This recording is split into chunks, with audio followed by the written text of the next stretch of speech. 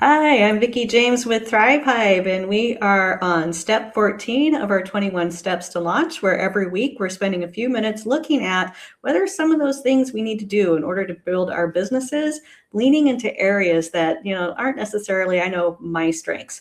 Sometimes I laugh that this is the 21 mistakes I made when I launched my business. Not entirely true, but there is a lot of truth to that.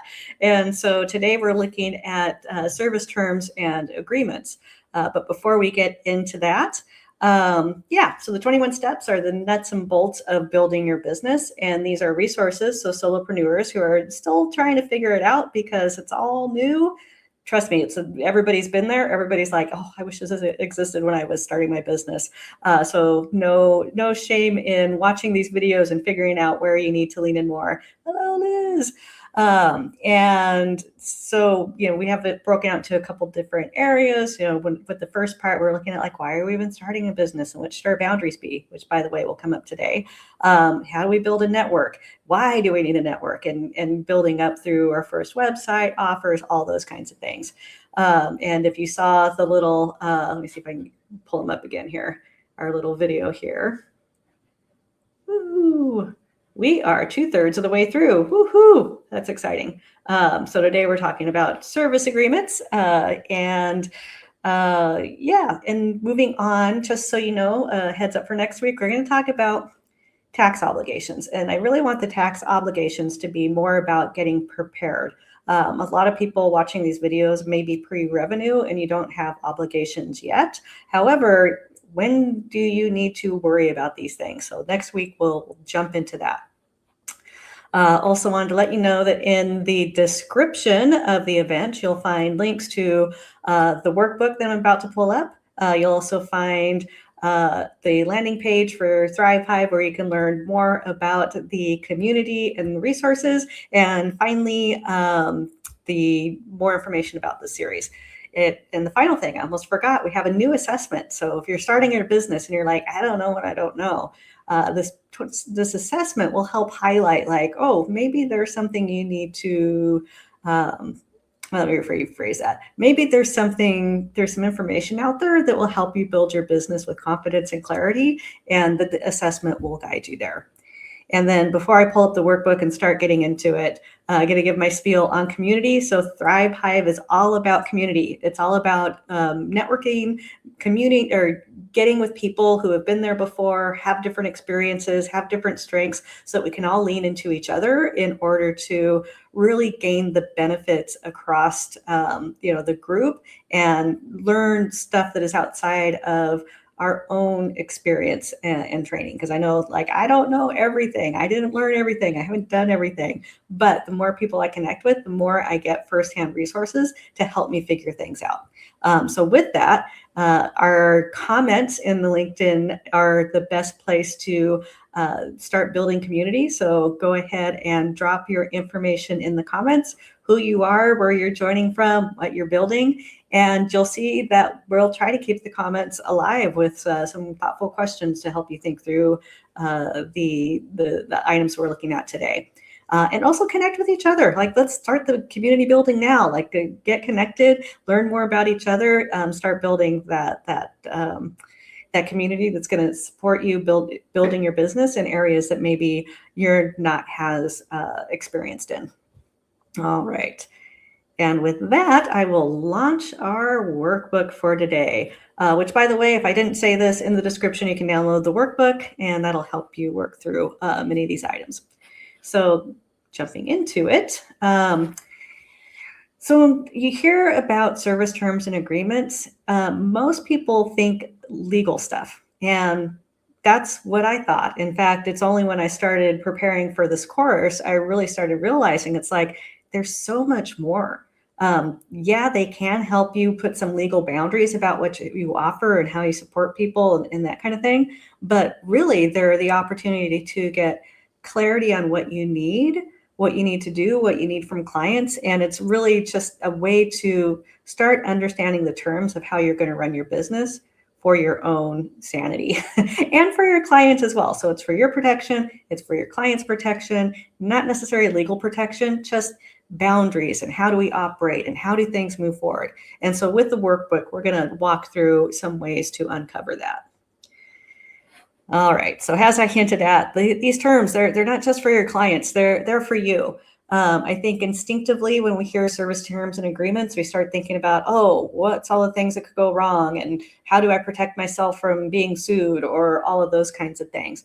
But really, when we think a little bit more broadly, there's huge opportunity to really define our working relationship with our clients, with ourselves, and to kind of live within the boundaries we set. So I mentioned that our first LinkedIn Live was about your why and your boundaries. And that's a really good thing to reference as you're starting to think about your service agreements. Because if one of your boundaries was, I have to take a 2-week vacation with the family every summer because that's the thing that keeps you feeling part of the family and connected, then maybe there's a service agreement that is like, we take this time off. And then it's clear to you. It's clear to your family you're doing it, and it's clear to the clients that this is something to expect. And so going back to your boundaries is a really great place to start, because you are writing these so that you can be fair to yourself and you can be fair to your clients. All right. And because with clients, like we always intend on starting off fair, and usually when things go slightly sideways, it's not intentional. It is accidental. It is like little things happening along the way. And then all of a sudden something doesn't feel quite right. And there is, could we have done something about it? So a service agreement helps you define what that is, lets you kind of define your offer, what's included, what's not, helps you protect your time, your energy. And this is, really a great way to make sure that you're building a business that will support you and not drain you. And they're a living document. So we're going to talk about it in 2 pieces. We'll get into like the skeleton, kind of your draft 1 of your your service terms and agreements. But it's a living document. You should revisit it often. As you have experience with clients or as you go through time, things are going to change. And so how can we build those out? So with that, I did want you to think about, before we move forward, an interaction you've had with a client where something felt kind of unclear. And go ahead and drop in the comments if you can think of something, or maybe it's something you're worried about in the future. It hasn't happened yet. But what is something that in your business could be unclear and could end up with some confusion between you and your client?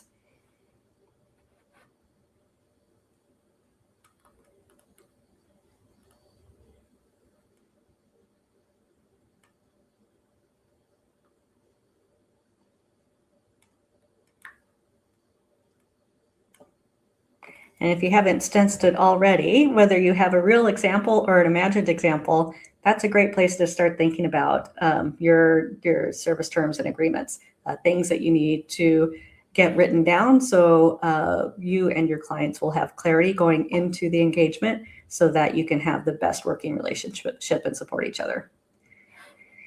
All right, let's get into the skeleton then. So you don't have to have a perfect agreement to get started. You don't have to have clients to get started. In fact, your service agreements may help you define your offer better. I'd say there's no harm in getting started early, but as you bring on clients, you'll definitely want to have something in place to kind of, again, it's protecting your boundaries and making sure that there's clarity for you and your client for a good working relationship from the beginning without any surprises or missed expectations. So some of the things that you can include in this first draft is scope of work. Like, what is it you do and what's the edge of that boundary? What are there any dependencies? Like, I can't do my job unless you do X. So in the agreement, you can be like, client will provide X by, probably not quite that, maybe a little friendlier sounding, but the idea being some information is like, I'm going to need in order to, let's be clear about that up front. Are there any capacity or volume limits? So a good one is in bookkeeping. Typically, there's an upper limit to how many transactions within a price point. And I'll talk more about that in a second. Payment terms. Do they pay before you start working? Is it 10 days after invoicing? Let's start thinking about these things early. And I see Patrick jumped in terms and times of delivery, services, misaligned expectations. Yeah, and all of this is about aligning expectations before there are surprises.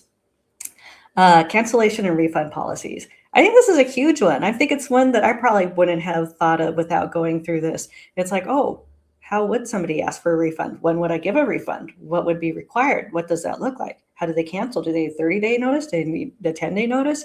And so that's a really great one that you can lean in on early. Communication.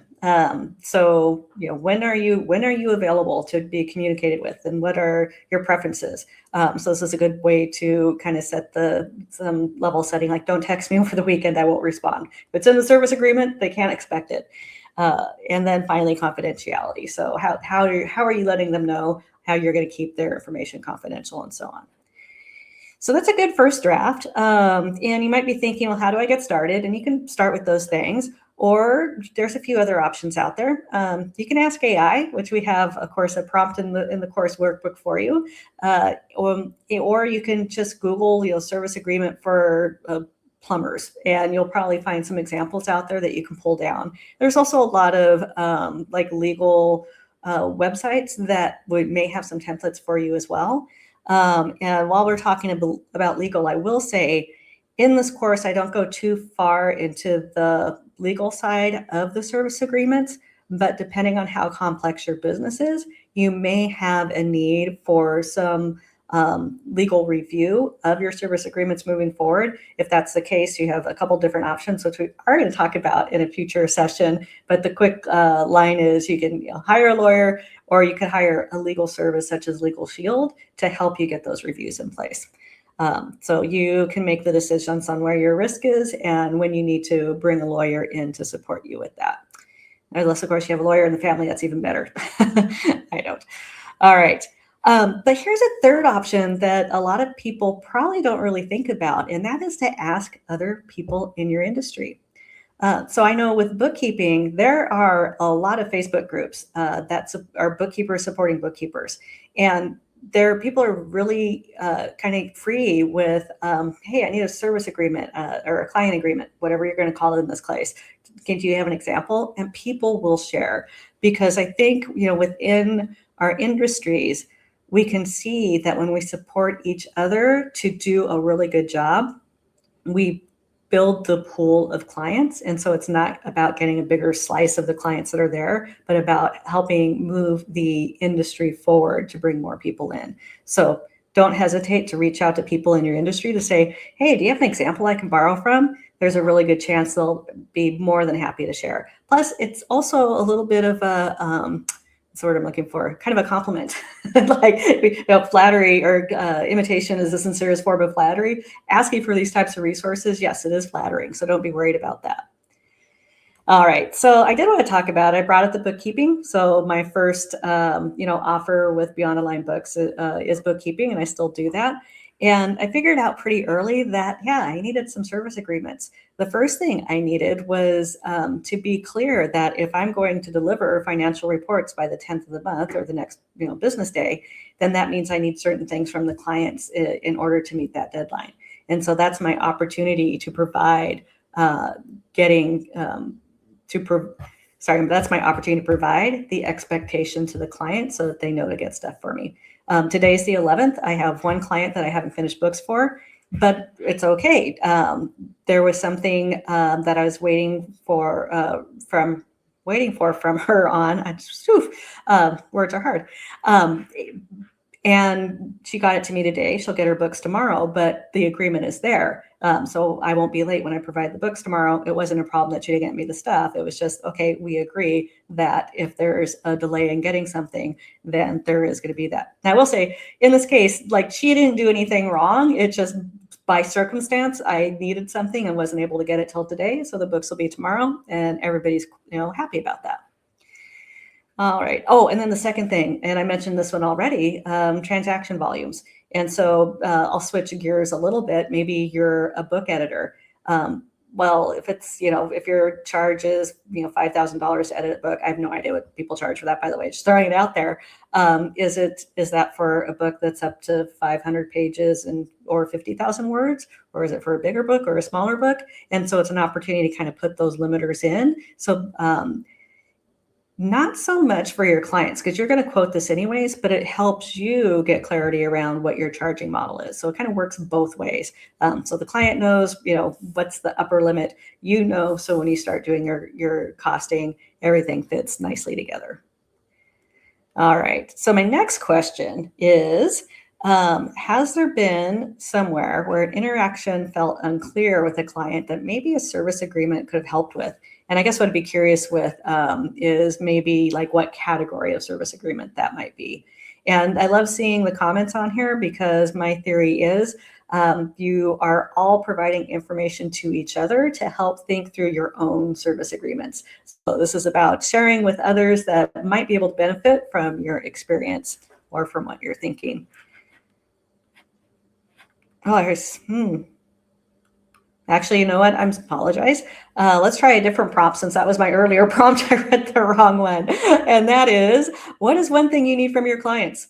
So in order to do your job well, what is one thing you need from your clients ahead of time? And let's drop that in there.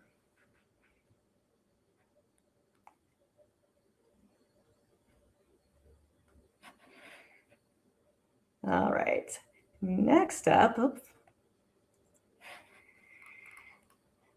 so with service agreements, we kind of start the workbook talking about that where they're really going to get the most meaningful and the most meaty is as you're working with clients. Like that skeleton we did in part 2 is going to be a great starting point, but it's when you're actually working with the clients and having experiences that they're going to get to be a little bit more meaningful and support you even more in that expectation setting and boundary setting that will set you and your client up for success.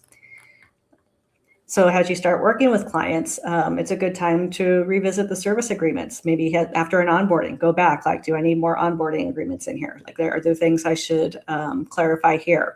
Or if you get done with a major project, go back and visit those. And you'll find that those client conversations help illuminate other opportunities for service agreements that make your business more clear and your kind of operating agreement with your client much more easy to communicate and live up to. So definitely go back through those client interactions. Now, I did want to share a story with you, and this is one of my Thrive Hive clients reached out to me pretty recently, and she was in a bit of a pickle because as a coach, she was coaching somebody for a few years. They had a pretty good working relationship, but as the years wore on and the familiarity increased, it started going just a little outside of scope from what the original engagement should have been. And then it went just a little bit farther. But what happened is ultimately the client all of a sudden was like, whoa, what's going on here? And I will say the coach kind of had the same feeling all along. Like she knew like something doesn't quite feel right this way, but I'm committed to supporting this person however she needs to be supported, but there were no boundaries set. And so let's just say that things ended very awkwardly and badly. But the lesson there was like, if there had been a clear service agreement up front, then the coach would have been able to be like, oh, this is starting to go outside that boundary. And I've already thought through what that looks like and how to come back to it. And so now that's something that she's going to be working on. And at the same time, the client would have known that to veer, this far off the track of the coaching purpose, it would be out of scope of the agreement and would have some ability to either pull it back herself or at least know that there's a good chance the coach is going to put a squash to that because there's some clarity built in up front that they could get into. And I will say in this case, like nobody did anything wrong. It was just like, we're good intention people that want to help people get where they're going. But sometimes we can inadvertently stray off our area of expertise or our zone of genius and then not be at our best selves. And it's unintentional. I like the boiling a frog analogy where put a frog in water and turn the water up just a little teeny tiny bit at a time, and the water is going to start boiling before he even knows it because we just don't know those incremental shifts don't show up. We don't feel them in the same way, and that's where things really turn into danger. So, scope creep. These things, they don't announce themselves. It happens subtly. And I think that's why it's even more important to think them through and have them documented up front, because they're still going to happen subtly, but at least there's going to be some recollection. There's going to be some recognition of, oh, we thought that this might happen, or we've seen this before and this is how we want to respond to it. So having these things documented are really going to protect you both in terms of your boundary, having a business that's a pleasure to run, as well as like the legal side of things. So there's no wrong side there. All right. So, one of the areas that's really helpful is as we're starting to shift past our boundaries, it is really hard for us to see. And this is one area where having a community can really help you. So like the coach was able to reach out to me and we could have a conversation, or it could be in a Thrive Hive meeting where somebody brings up a challenge that they're currently having. And others can kind of mirror back to the person like, well, this is what I'm hearing and I'm not sure that's where you intend to be. And so that is a really great way to get somebody else to kind of mirror back to you where you are, and for you to support others. So community is huge in this, and we can definitely support each other. And also, if you just want somebody to look at your service agreements, it's like, is this fair? Does it make sense? Then yeah, community can help you kind of fine tune that. An annual review. So one thing I want to encourage everybody to do is at least once a year, pull up your service agreement, walk through it. Does everything still make sense? Is it still relevant? Do you need to add stuff? Do you need to change stuff? Do you need to remove stuff? Because these things can get stale really fast and then they don't help anybody. So update after major client interactions, and at least once a year, go through the whole thing. And then you're going to have some really stellar service agreements that set great boundaries for you and your client, and expectations, so expectations and boundaries, and provide you some legal protection with your business. All right. And then Patrick said, working 3-month touch point meetings are always a good thing. Set up beginning with the intent to see how things are going and both sides to define. So yeah, absolutely. And that's a great point too, is as you talk to your clients, ask them, where could I have been more clear? So that's another great add to kind of our resources for getting these service agreements. All right, so that is all I had in the curriculum today. Thank you again for joining, for the comments, for the conversation. Hopefully you've had a chance to connect with each other. And if you're seeing this on YouTube or LinkedIn after the fact, please still comment. I will definitely jump in and respond. And I wanted to also close with, if you're interested more on the Thrive Hive community, the link to thrive.beyondalignedbooks.com is in the description. You'll find a 45-day trial offer there. I'd love it if you joined us. Or if you're kind of curious on, there's 21 steps, what don't I know? You can take the assessment, no charge for either one of these things, just a way for you to see where you might have opportunity to build your business with more confidence and support and resources that will help you get to those clients and that revenue faster. Because that's the goal here. That's why we're doing this, clients and revenue faster. So that is it for me. Next week, again, preparing for tax obligations. What does it really mean? This one is so easy to want to put our heads in and say, I'm not even making money yet, so I don't want to think about it. And that's fine when you're still dumping money into the business. But once you start making some sales, we're going to talk about how you know when you need to explore more and the steps that you might need to take along the way. So we'll talk about federal obligations, which I can speak to, but then also understanding your state and local obligations. And then if you're out of the US, then we'll talk about how you can find the answers there. So join us next week for preparing for your tax obligations, because it's better to know before you're obligated than after. And I appreciate you all being here. Thank you so much.